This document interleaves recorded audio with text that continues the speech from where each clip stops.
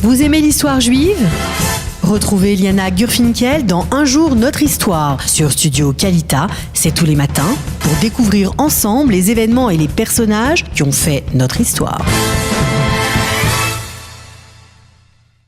Eh bien, Eliana Bokertov. Bonjour Daniel. Comment allez-vous ? Ah bah c'est super, on est content, on est le 15 août. On est le 15 août, alors là, on est là, en France, il n'y a plus personne qui est réveillé, je pense. À cette heure-ci. Pour nous écouter, mais enfin, on espère qu'il y en a quand même quelques-uns. Je pense que oui, je pense qu'on a des fidèles auditeurs. On a quelques fidèles auditeurs, mais enfin, on est quand même le 15 août, et à partir de là, on ne peut que remonter, nous projeter vers le mois de septembre, vers la rentrée des classes, vers Rosh Hashanah, etc., etc.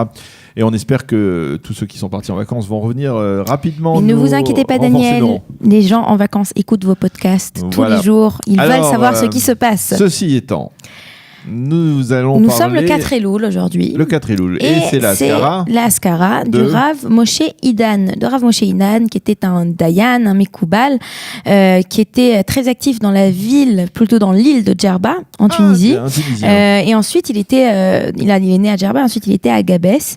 Et c'est de lui dont j'aimerais vous parler, puisque il est considéré comme la personne qui a véritablement fait découvrir le monde de la Kabbalah à Djerba. Il est né donc en 1842. Très rapidement, il est né, donc son père déjà était un rabbin, le Rav Khalifa Idan, et déjà, il est considéré comme quelqu'un de très fort. Mais ce qu'il faut savoir, c'est qu'il avait en particulier, c'était un homme très modeste, et qui pendant de nombreuses années a refusé de gagner sa vie en tant que rabbin, et il gagnait sa vie en faisant différents travaux. Un de ses travaux était d'être scribe dans une société, ou un autre travail était de faire de la broderie, l'art de la broderie, et c'est seulement quand on lui a demandé de devenir le Dayan de l'île qu'il a arrêté son travail manuel pour se concentrer seulement dans le domaine de la Torah. Alors sa famille, il a eu de nombreux enfants. Ces nombreux enfants ont tous participé au développement du monde religieux de la ville de Djerba. Aujourd'hui, son arrière-petit-fils est le directeur de la yeshiva Kisser Rachamim, donc la célèbre yeshiva des Tunisiens à Bnei Brak. Et il a aussi, ça vous intéressera, il a un de ses descendants qui est un spécialiste des Reshatot Chevratiyot, des médias sociaux. Donc si un jour vous avez en Israël, si vous avez des questions. Mais bon, c'est pas tout à fait de ça. J'aimerais juste, étant donné que c'est l'anniversaire de son décès, j'aimerais juste raconter une petite histoire qu'on raconte sur lui. On raconte qu'une femme avait besoin que ce rave lui écrive une lettre. On ne sait pas exactement. C'était une lettre personnelle. Et donc elle vient à la yeshiva de la ville de Gabès, et elle vient lui demander d'écrire cette lettre. Et le Rav Moshe lui dit: écoutez, je ne peux pas, parce que je suis employée aujourd'hui et je suis payée pour la journée, donc je ne peux pas le faire. Bien entendu, cette femme n'a pas très bien compris.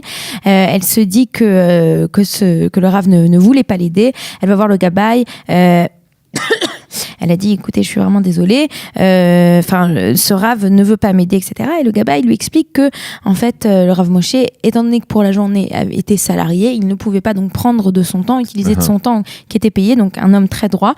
Et c'est la raison pour laquelle, le Gabaï lui a dit: dès que, à la tombée de la nuit, quand la journée de travail sera finie, allez voir le Rav Moshe, je peux vous assurer qu'il vous aidera. Et ce qui était vrai. Et je vais, maintenant que je vous ai fait donc une petite histoire sur lui, j'aimerais juste... Il a publié des livres ? Oui, beaucoup de livres. Et un de ses livres qui s'appelle Tiferet Moshe, je vais vous lire un petit extrait de ce qu'il dit. Il dit qu'il y a deux traits de caractère qu'une personne devrait tout faire pour atteindre. La première, c'est le respect des autres, et il fait un jeu de mots sur le mot. Les prophètes nous transmettent la parole de Dieu qui nous dit: chouvou, revenez, et chouvou à l'envers, c'est bochou, ayez honte. Donc il dit revenez, occupez-vous des autres, et si vous ne le faites pas, alors bochou, ayez honte de vous-même de ne pas vous rapprocher de vos frères. Ça, c'est la première chose. Et la seconde chose dont il parlait, c'était l'importance de l'humilité. Lui, en l'occurrence, était très très humble et donc il était connu pour cette valeur et ce trait de caractère.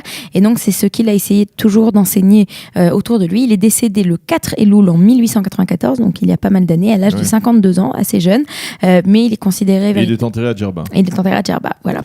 Eh bien, merci beaucoup Eliana de nous avoir rappelé le souvenir de cette grande figure du judaïsme tunisien, un des kabbalistes les plus célèbres du 19e siècle. Merci beaucoup. Vous aimez l'histoire juive ? Retrouvez Liana Gurfinkel dans Un jour notre histoire sur Studio Kalita, c'est tous les matins, pour découvrir ensemble les événements et les personnages qui ont fait notre histoire.